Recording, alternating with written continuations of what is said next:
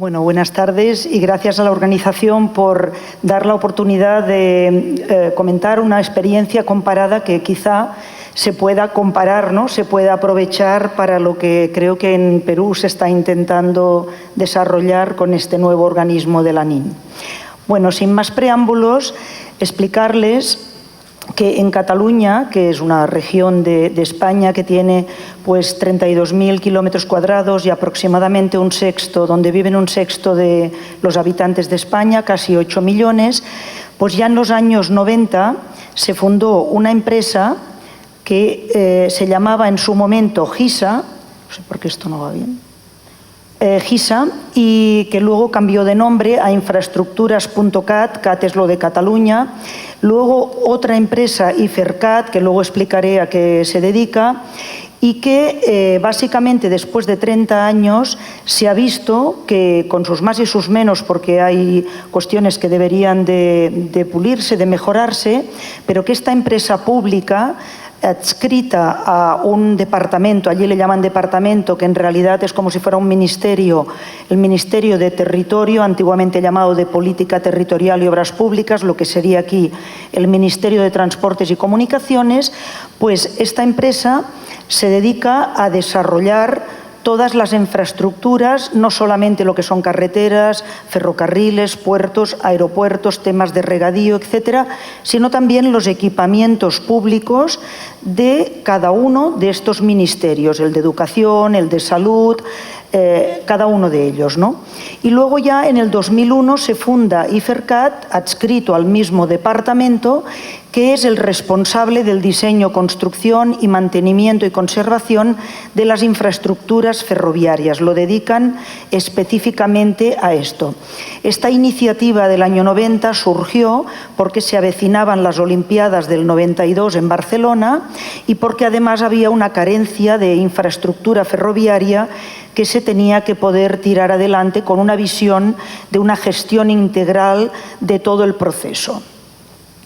Bien, como decía, pues la Infraestructuras.cat puede actuar de dos formas, en nombre propio y por cuenta propia, entonces proyecta, construye, conserva, mantiene todo lo que son, digamos, temas de regadío, porque además hubo una fusión por absorción con lo que era Rexa, que se dedica básicamente, como su nombre indica, a regadíos.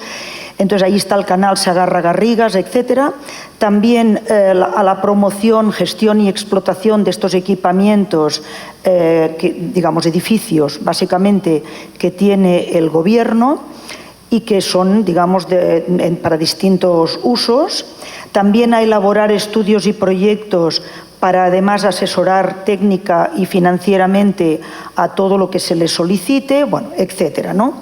Y por otra parte puede también actuar en la condición que tiene de lo que se le llama medio propio, legislativamente hablando allí, de la Generalitat de Cataluña, que es el gobierno autonómico en esa región, ¿no?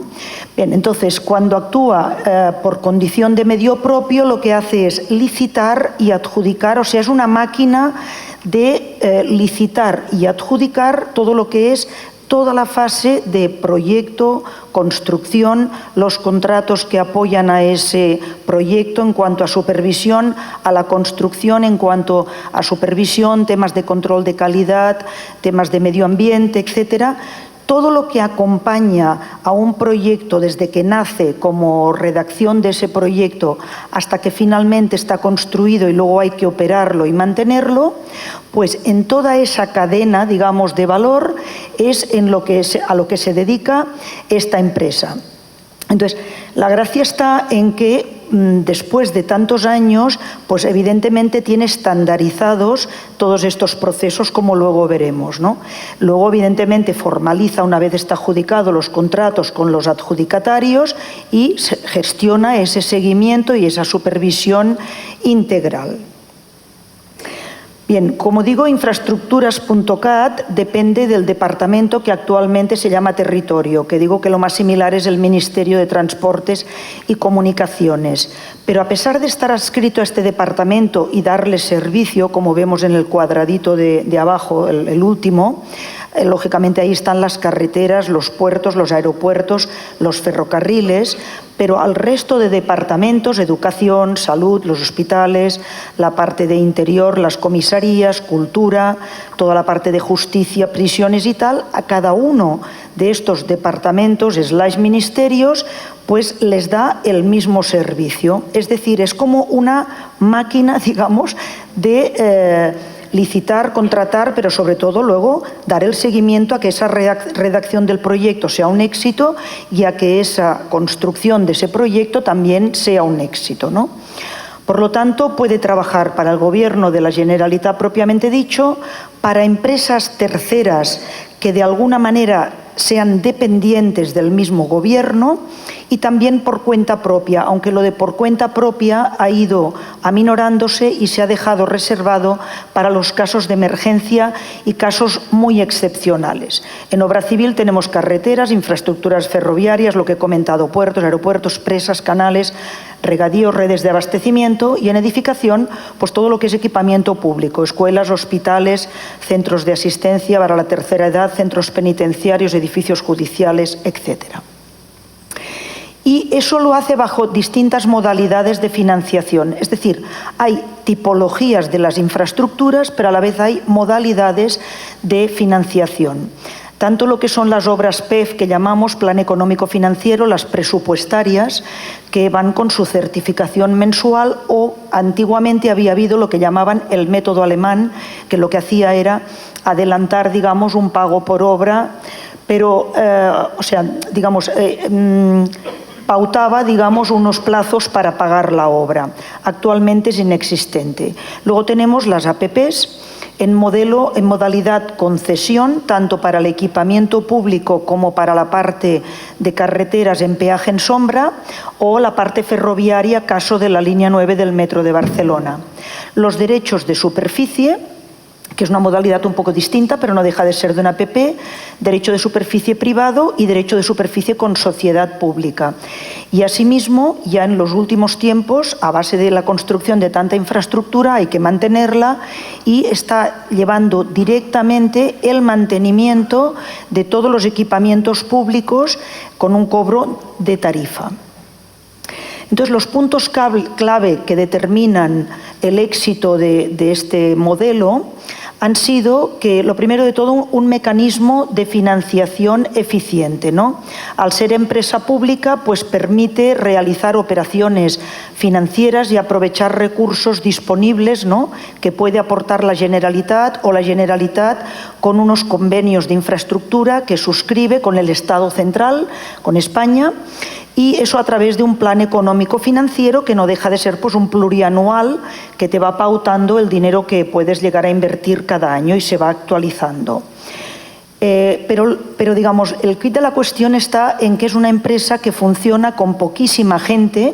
De hecho, en ese periodo de mayor inversión, que luego veremos las cifras, pero estamos hablando de 4.400 contratos entre todo, entre proyecto, obra, supervisión, etcétera, ¿no? Pero el conjunto eran 4.400 contratos con un importe asociado de más de 10.000 millones de euros, pues el total de la empresa, desde el asistente hasta el presidente, no pasaba de 270 personas. Ahora, en estos momentos, que no hay una inversión, la punta de la inversión, el pico ya se pasó, están en unas 170, 175 personas. Es decir, una estructura mínima, una aplicación de criterios de gestión empresarial orientados a optimizar la calidad, los plazos, los costes, el uso de tecnologías avanzadas y siempre integrando el concepto de seguridad en todo el proceso. De esta forma, y a base de años, se ha ido creando una cultura y una filosofía de trabajo y, de alguna manera, una sistematización, pues porque ya todos los términos de referencia o pliegos de condiciones, como le queramos llamar, pues para hacer una escuela ya se sabe cómo habrá 2 o 3 tipos. Si la escuela es lo que llaman industrializada o si es convencional, pero digamos que para cada tipología de infraestructura o de equipamiento público, pues ya está como muy pautado cuál es la base del término de referencia, el contrato, etcétera, ¿no? Y bueno, este, digamos, círculo virtuoso de plazo, costo, calidad seguridad integrada y siempre con respeto al medio ambiente. De esta forma, aparte de cumplir todas las ISOs, pues como digo, hay una base de datos muy importante que además se va actualizando, no solamente de pliegos, sino, por ejemplo, los precios unitarios que son tan variopintos con todas estas tipologías de infraestructuras, pues hay una empresa muy pequeñita también que trabaja para infraestructuras.cat, que le actualiza continuamente de las leyes, de las normativas y de cómo está el mercado en cuanto a los precios unitarios, ¿no? Bueno, aquí esto no se ve nada, pero porque es que era imposible, no he encontrado un organigrama mejor, pero en realidad, como digo, no pasa de 170 personas, hay una presidencia que es a la vez consejero delegado, no hay dirección general en estos momentos y de ahí ya pues pasamos a las direcciones y de las direcciones las gerencias, ¿no? Por ejemplo, pues si hay una gerencia de la parte, digamos, de educación, pues si hay muchísimas escuelas, como hubo un momento que cada año se tenían que hacer 100 escuelas, pues entonces había 2 o 3 gerentes, pero si no, pues con 1 o con 2, va variando en función de, digamos, del ritmo de la inversión. Y lo que ha crecido mucho es la parte del mantenimiento y de todo lo que son energías renovables, porque hacen directamente el mantenimiento y también la supervisión del mantenimiento que hacen otros. He tomado estos datos de septiembre del 2010, yo estuve desde el 2004 hasta el 2011, para que vean los 4.423 contratos con casi 11.000 millones de euros asociados, ¿no? Básicamente, las producciones de cada año, porque yo siempre digo que licitar y adjudicar es lo fácil, ¿no? Pero luego lo difícil es producir de verdad, porque hay 1001 problemas como en todas partes, ¿no? Entonces, las producciones solo de la línea 9 alcanzaron picos de 1.100 millones de euros cada año y con el resto de infraestructuras, de ejes viarios, de puertos, aeropuertos y todo lo que es equipamiento público, pues andaba sobre los 3.000, 3.200 anuales. Bueno, aquí les muestro algunos, como digo yo, de mis hijos, ¿no? Porque esto me lo siento como si fueran hijos, ¿no? Esta es la Ciudad de la Justicia, que luego vamos a tener al ponente, el gerente financiero de la misma.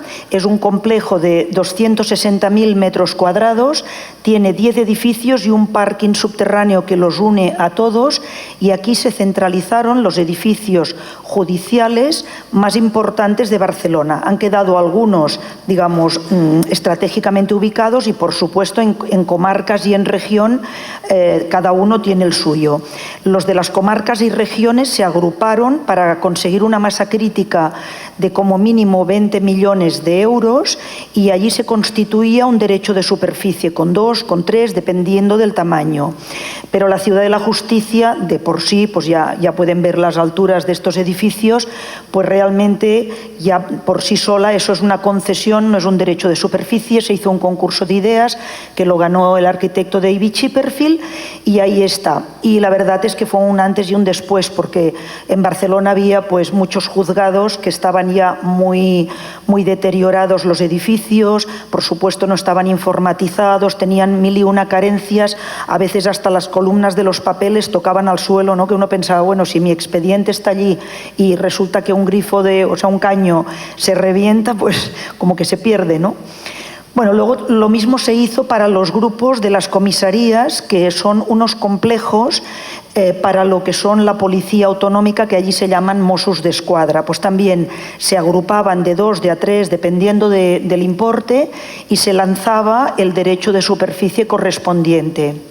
Con los centros penitenciarios se definió un modelo que solamente está en Cataluña, que es un modelo basado en la reinserción, muy parecido a Alemania y a Holanda, no a Francia y a Estados Unidos, porque ahí es todo un mundo esto. Se llama el CP500, que quiere decir que es para nominal 500 presos, pero puede llegar a ser 1.5 más, 750, con toda una filosofía de, digamos, de huerto, jardín, biblioteca, pueden estudiar, tienen talleres, tienen piscina, porque se ha demostrado pues, que todo el tema de deporte, de trabajo, incide positivamente, etcétera, ¿no? Hay toda una filosofía detrás, y se hicieron varios centros penitenciarios que aproximadamente estaban entre 80 y 100 millones de euros de aquella época, ahora ya no sé en cuánto estarían.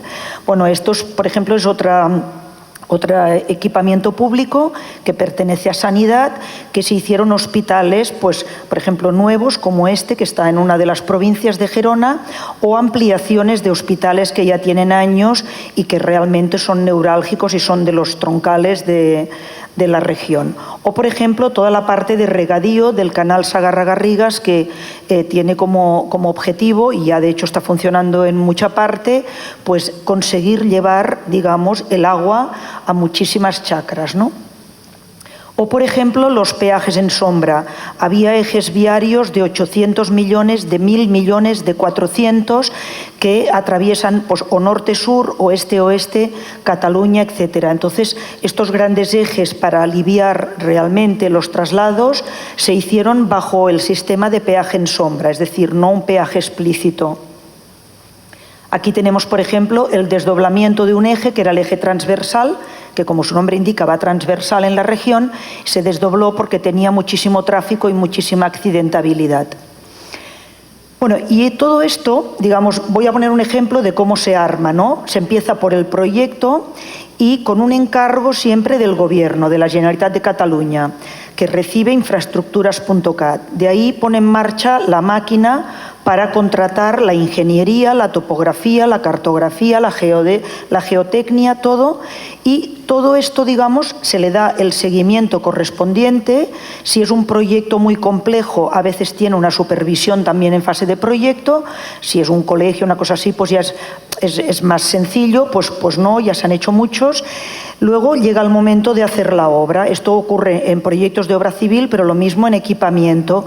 Pues recibe el encargo de la obra y se contrata a la empresa constructora, pero también el coordinador de seguridad y salud, la dirección de obra, que aquí se llama supervisión, la parte del laboratorio de control de calidad y la asistencia técnica ambiental. Y todo esto, pues dándole el seguimiento hasta que la obra llega a buen puerto. Y ahí tenemos una de las joyas de la corona, que es otro hijo, como digo yo, que es la línea 9, ¿no? Que a día de hoy pues todavía es la línea más larga y más profunda de Europa. Llega hasta 80 metros de profundidad y tiene casi 50 kilómetros, es la naranja. Es una línea de cosido que lo que contribuyó, o está contribuyendo porque le falta un trozo, es a que una estructura radial de una ciudad que tiene metro desde hace 100 años, antes todo se tenía que hacer todo radial, todo tenía que pasar por el centro de la ciudad. Y lógicamente eso se demostró que no era conveniente porque es totalmente ineficiente para ir de un punto A a un punto B, y esa es una línea de cosido y tiene 52 estaciones. Bueno, el costo son 120 millones de euros sin IGB, y realmente pues es un coste que, si uno mira las condiciones que tiene esta línea de un terreno tan complicado, que le llaman el terreno maldito al terreno de Barcelona, porque es muy heterogéneo y te puedes encontrar una variabilidad, y agua está hasta arriba de agua porque Barcelona está entre el mar y la montaña y dos ríos y tiene niveles colgados. Es un metro totalmente automático, sin conductor, con 90 segundos de frecuencia, igual que aquí, con puertas de cerramiento de andén, y nació con método alemán, se pasó después a método presupuestario y finalmente se hizo una parte de concesión con las estaciones, ¿no? Bueno, esto me lo salto. Aquí el problema que había es que Barcelona, aunque no lo parezca, gracias al orden que tiene en su movilidad y toda la gestión que se hace, pero en realidad Barcelona es una de las zonas más densamente pobladas del mundo y no había forma de encontrar una calle para realizar una estación al uso rectangular con un método al uso como el cut and cover. Entonces, estas zonas son tan pequeñas que aquí lo único que se conseguía ubicar era un pozo de unos 27 a 33 metros de diámetro, con estas profundidades que vemos en la imagen de la izquierda, y conseguir, bueno, esto lo voy a explicar aquí, perdón, voy atrás. Se hizo con tuneladora, con 5 tuneladoras, 2 de ellas, la de diámetro casi 12 metros, 11,95, en aquel momento fueron las pioneras en el mundo de los grandes diámetros, ¿no? Y las otras eran de diámetro casi 10, como las de aquí. Bueno, entonces aquí tenemos las tuneladoras. ¿Qué conseguían estos pozos? Pues llevar los usuarios de la calle hasta lo que llamábamos el prevestíbulo. Y uno dice, bueno, ¿y dónde está la estación en sí misma? ¿Dónde está la nave de andenes? Bueno, pues la nave de andenes, los catalanes somos así, la metimos dentro del propio túnel. Aquí se ve, ¿no? El túnel es un túnel redondo, o sea, circular, porque está hecho con tuneladora, tiene una losa que lo divide y tiene en la parte superior el andén superior y la vía superior, y en la parte inferior lo mismo. Y el andén inferior es el sector de seguridad y de antiincendio, etcétera, y de evacuación del de arriba y viceversa. Con lo cual, al final, digamos, se coloca la nave de andenes dentro del propio túnel. Aquí tenemos una estación tipo de estos pozos. En la imagen de la derecha vemos, parece un anfiteatro, esto es del arquitecto Soldevila, se llama Llefià esta estación, y aquí tenemos otro arquitecto, Piulacs y Sánchez, que hicieron esta especie como de degradado de colores, que yo siempre les decía, claro, empieza en el amarillo y baja al rojo, porque esto es el infierno ya en 80 metros de profundidad, ¿no? Y entonces, bueno, uno llega al prevestíbulo y sube y baja. Y siempre hay entre la calle y el interior del tren, como mínimo, un itinerario adaptado para personas con movilidad reducida, así como podotáctiles, o allí le llaman encaminamientos, para las personas con deficiencia visual. Pensábamos que sería horrible para la mayoría de usuarios bajar a 80 metros con unos ascensores que tienen baterías de 6, de 8, hasta de 10 ascensores de capacidad nominal, 40 personas por ascensor, y bueno, pensábamos que esto sería inasumible, porque las estaciones que tenían menos de 35 metros de profundidad tenían escaleras mecánicas, además de los ascensores para personas con movilidad reducida. Pero las estaciones de más de 35 hasta 80 dijimos, bueno, aquí no acabamos nunca bajando por las escaleras. Ascensores. Entonces, estos ascensores, que además iban más rápidos, la verdad es que tuvieron una aceptación, eran así como panorámicos y nunca tuvimos ningún problema. Bueno, aquí podemos ver el túnel de diámetro 12 metros que está partido por una losa y que tiene un andén y una vía en la parte superior y un andén y una vía en la parte inferior. Esta es una estación funcionando con uno de los, porque además hicimos grupos de estaciones, porque allí hay, en Barcelona, esto del diseño, Barcelona es muy exigente, entonces no se quería toda la línea igual y hay como grupos de estaciones temáticos que van con una estética o con otra.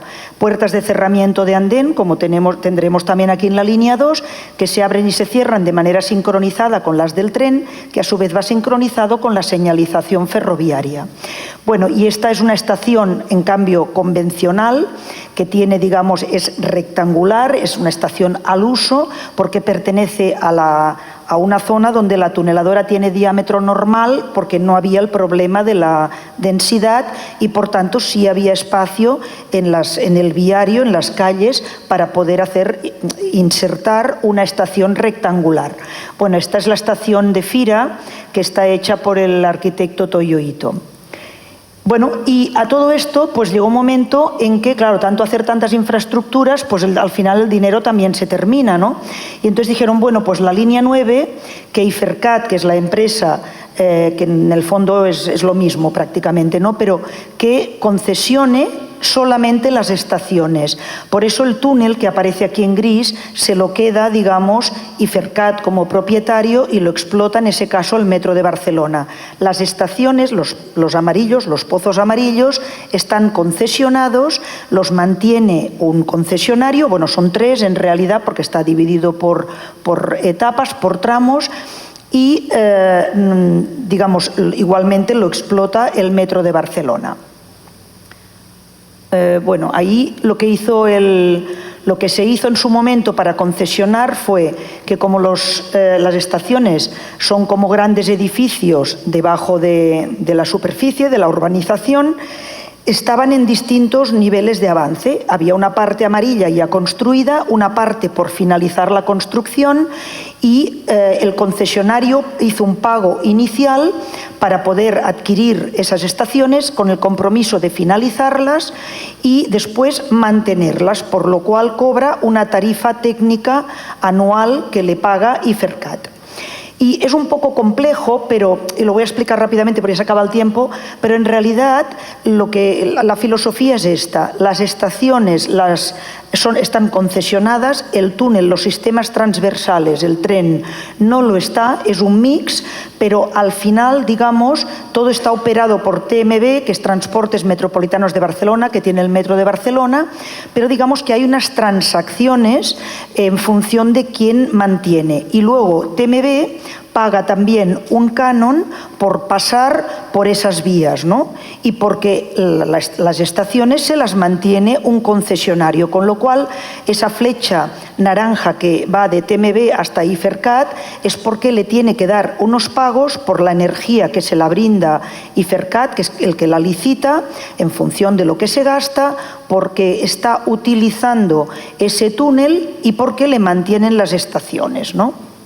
Bueno, esto simplemente era para explicar, funciona muy parecido a lo que he dicho antes en presupuestario, pero en todo lo que son concesiones y derechos de superficie teníamos definido un project management que aquí le llamábamos UASPO, Unidad de Asistencia y Supervisión de Proyecto y Obra, porque de alguna manera, pues como sabemos, todo es más complejo, etcétera. Entonces ahí había como unos ojos de project management que iban pues destrabando, ¿no?